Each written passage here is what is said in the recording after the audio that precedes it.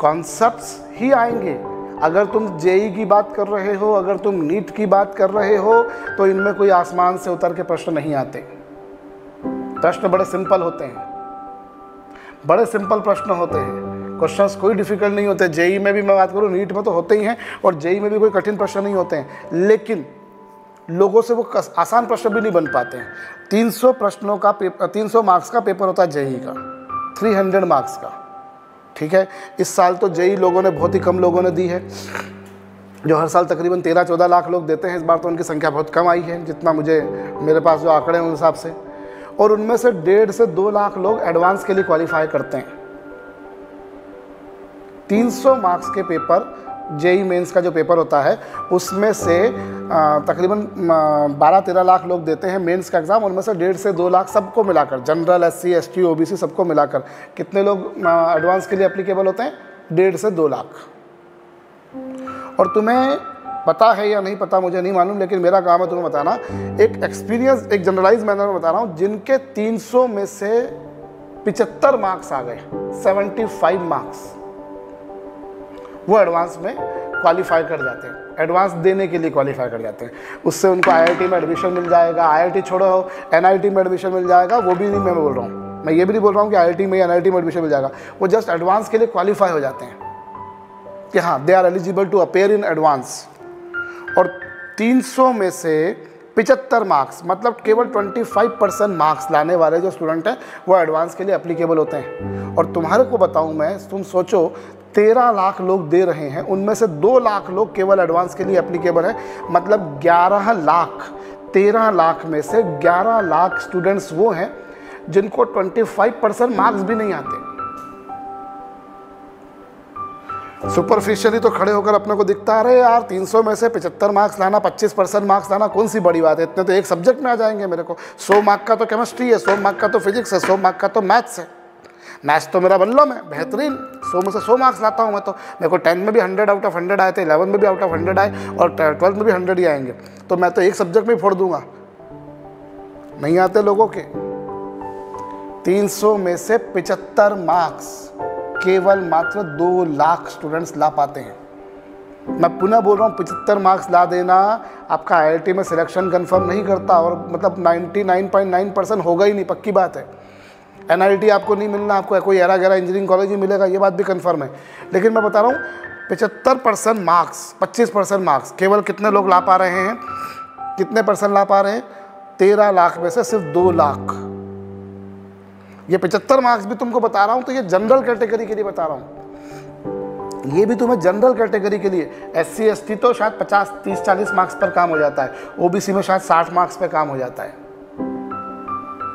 आप सोचो कि केवल मात्र 25% मार्क्स भी 11 लाख स्टूडेंट्स नहीं ला पाते, और वो 13 लाख बच्चे ऐसे हैं, इन 13 लाख में से मिनिमम 5-6 लाख स्टूडेंट्स ऐसे हैं जिन्होंने कोई ना कोई कोचिंग ज्वाइन करी है,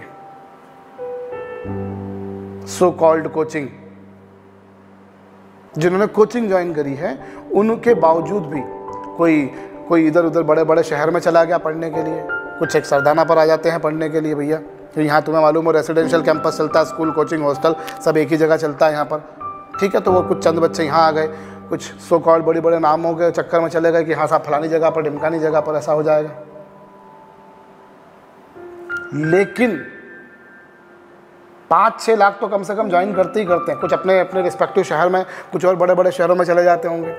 कोई पटना चला गया, कोई लखनऊ चला गया, कोई कानपुर चला गया, कोई दिल्ली चला गया, कोई प्रयागराज चला गया, कोई और अपने आसपास के बड़े बड़े शहरों के बारे में सोच लीजिए।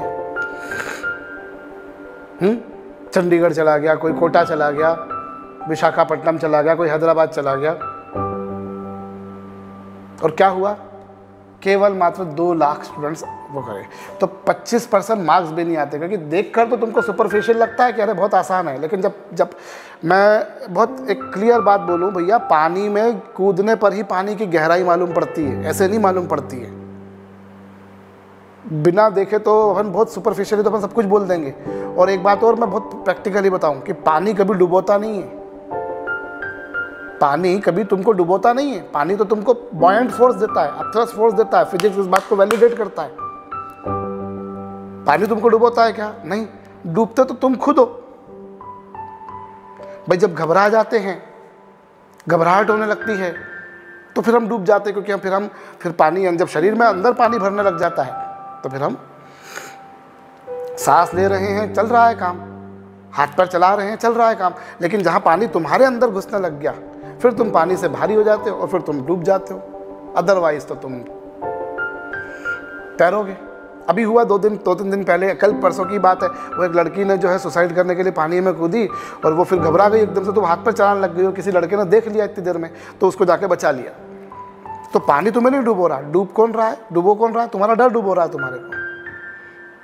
बिल्कुल वैसे ही है कि तुम जब एग्ज़ाम में जा रहे हो, तो एग्ज़ाम तुमको, कोई IIT की एग्ज़ाम हो रही है, नीट की एग्ज़ाम हो रही है, तो वो इसलिए थोड़ी ना हो रही है कि तुम्हारा सिलेक्शन नहीं हो। JEE एग्ज़ाम जो हो रही है या नीट की एग्ज़ाम हो रही है, तो वो तुम्हारा, वो ये टारगेट लेके थोड़ी ना सोच रहे कि तुम नीट में सिलेक्ट नहीं हो, तुम डॉक्टर मत बनो, तुम IITian मत बनो, तुम NIT में मत जाओ, तुमको बिट्स नहीं मिले, तुमको IIIT नहीं मिले। क्या वो ये सोच के ले रहे? वो तो एग्ज़ाम इसलिए ले रहे कि तुमको मिले, वो तो इसलिए ले रहे हैं एग्ज़ाम कि तुमको मिले। अब तुम भी तो तुम्हारी काबिलियत दिखाओ कि तुमको मिले। तुम नहीं दिखाओगे तो कौन देगा तुमको selection?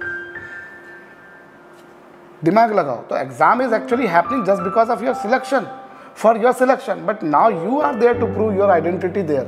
You are there to prove your recognition that I am the eligible person, I am the competent person, I am able to qualify the examination. That what exactly you are there to prove.